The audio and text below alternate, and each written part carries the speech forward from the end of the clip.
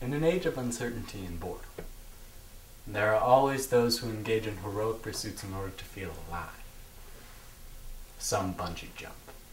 Some leap from planes. I shave. With a razor and a can of cream, I push the envelope of my existence 3 times a week. You might laugh.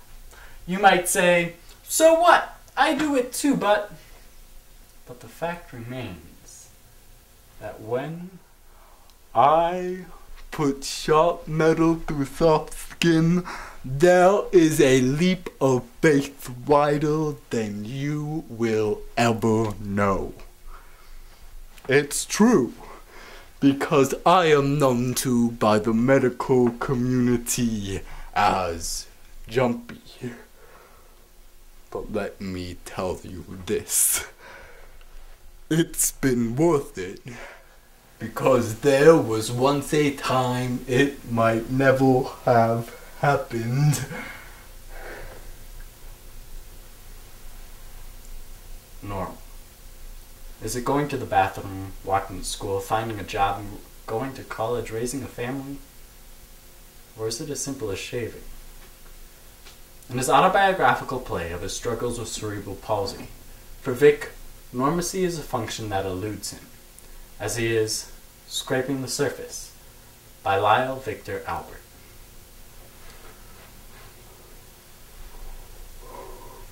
December 23rd, 1977.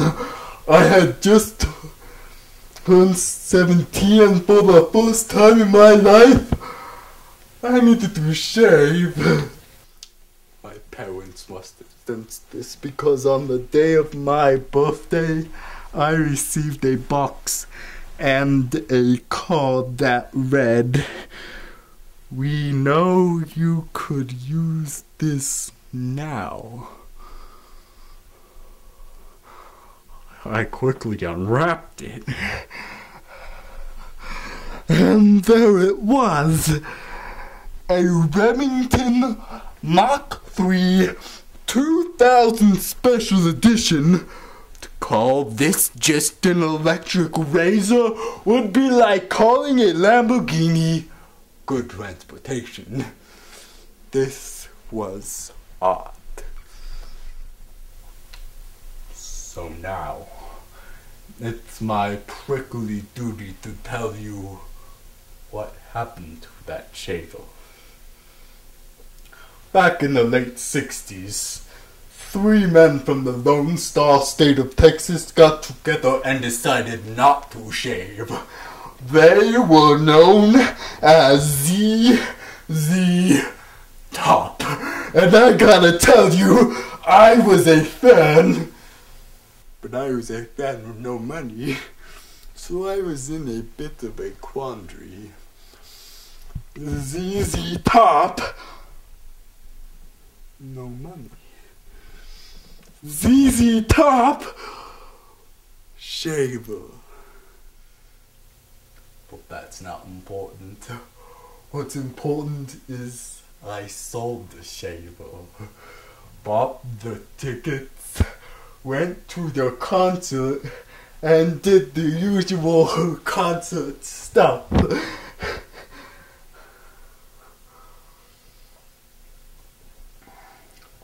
With the remaining money from my brilliant sale, I went to the drugstore. Give me a big razor and a can of shaving cream. And you better throw in some of those Band-Aids.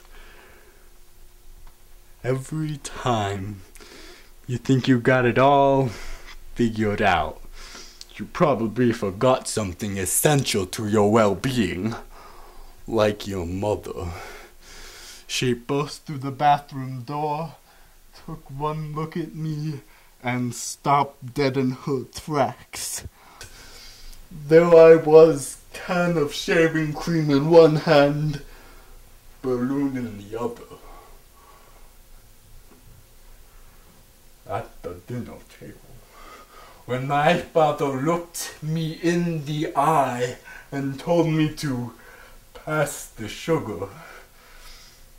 I lost it. Okay, I sold the shaver so I could go to a ZZ Top concert.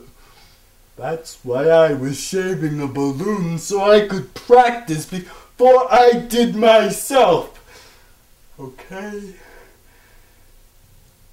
It was then that my father offered up one of his great non-sequiturs. You'll be graduating soon, won't you?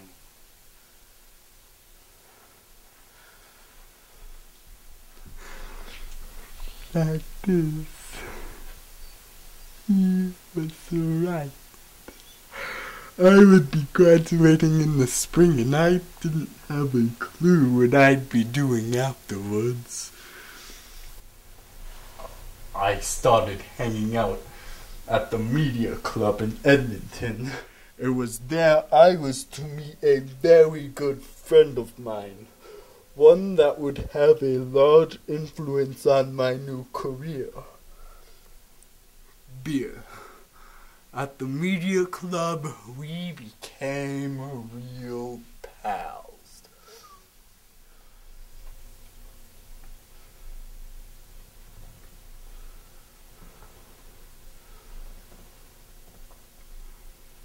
Because when beer's around, I don't feel jumpy. After several hours, it was time to go home. Outside, 3 young men were standing smoking. It was then I heard one of them say, "Man, is that guy ever drunk? Hey, you know something? You really should shave. You look like crap." I stopped in my tracks. Usually I tend to ignore these pedestrian comments, but that night I felt the need, the moral obligation to make a stand. Listen, pal, I'm not drunk. I was born this way. If you got a problem with that, that's your problem, 'cause I'm just trying to live my life. Who could have sworn I just caught them spitting on the poop? They tried to stammer out an apology, but I held my ground. And then I threw up. I went home and locked myself in the bathroom.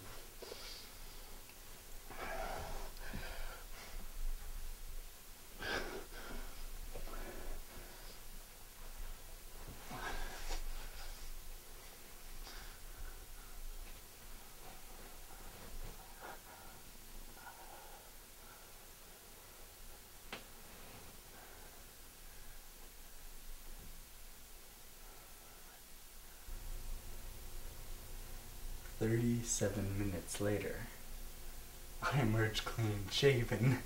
Not a nick, not a scratch, no cuts, no blood, nothing. I had done it. But you don't care. You know you have the patience, the concentration, maybe even the coordination to do a good job. What's a little blood anyway? I mean, how much damage can you really do just scraping the surface? Everything heals eventually.